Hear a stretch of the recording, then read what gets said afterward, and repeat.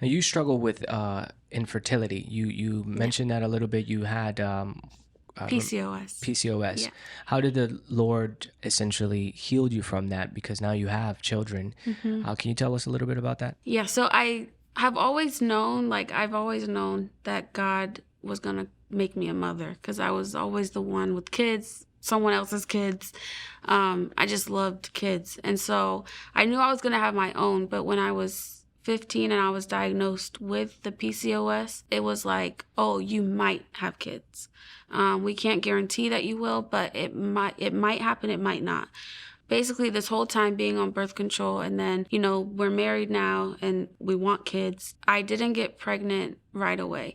So I ended up going to a conference, and the man that was preaching that night said that the Lord told him someone in the service had cysts on their ovaries. And I sat in my seat. I didn't go up. I was kind of just sitting and waiting because when you do altar calls, everyone goes. So I'm like, okay, it might not be me.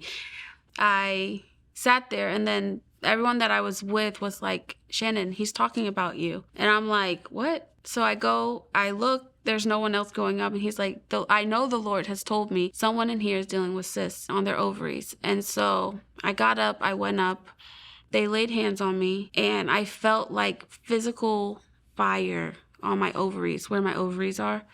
And once I came back to myself, because I fell out in the presence of God and everything, and I was like, I'm healed. Like, I just knew that God had healed me. And so I was like, I'm not going to take this birth control anymore because I was only on it for the PCOS. I stopped taking my birth control, and I still was struggling with cysts even after that. I was in a lot of pain, went to the hospital and everything, and they actually had told me that I had 21 cysts, 11 on each ovary, and that I was never going to have kids.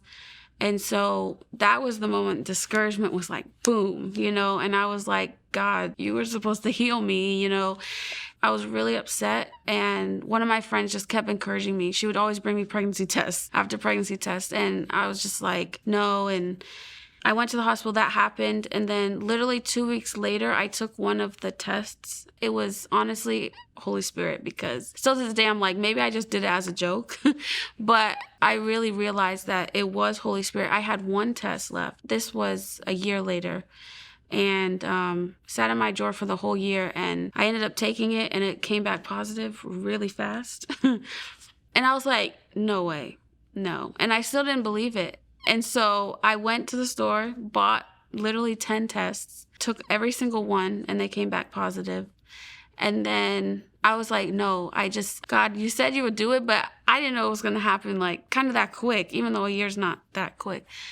So I ended up going to the hospital, and I was like, I need you guys to take my blood because I took a pregnancy test and it came back positive, and I don't know if I believe it. And sure enough, they did it, and yeah, I was pregnant. How did that make you feel to see God's promise come through in that way? Describe to me a little bit more that moment, because there's a lot of people that are watching your testimony who are dealing with infertility. Yeah. What was that like for you and your husband, and what did it cause in your relationship with God even? For me, when God did it, it was like instantly I was just reminded of how easy it is for the enemy to try and come against what God has promised.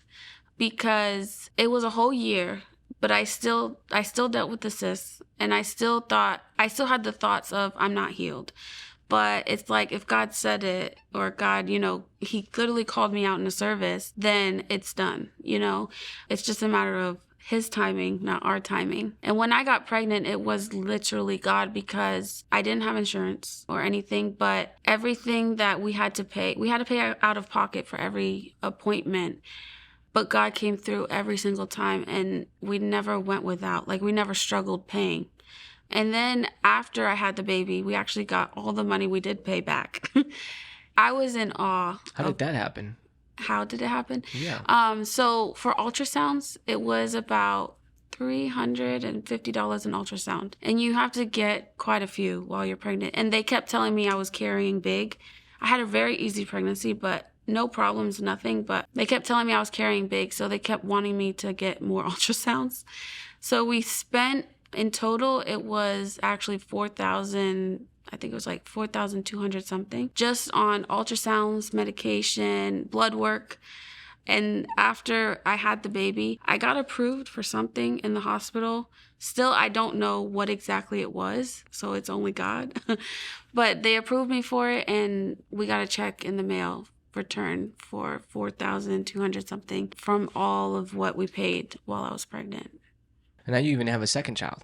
Yes, and then I got pregnant right after. So my oldest is 2 now, and then my youngest is 3 months. Now, what God has taught me with this is because after my first child, after Jaden, my first boy, I got checked for the PCOS. They just did like a routine check, and they looked at my ovaries, and there actually is no sign of me ever having PCOS. No sign of cysts, nothing. When I would look at the ultrasounds before, when they checked my ovaries, and the Lord actually showed me that the 2 weeks before where I went to the hospital, I went because I was in a lot of pain. And what it was my cysts were bursting. And so the Lord was just showing me that that was happening for me to be able to actually carry my child and for nothing to happen. So he was making room in my body for that to happen. And and so I went back after Jaden, and the doctor was like, Shannon, there's nothing on your ovaries. So when a cyst bursts, there's like it looks like a white burst on your ovary. So everywhere that you've had a cyst, you would be able to see, but I have no residue, no scar tissue, nothing. Wow. Yeah. Wow.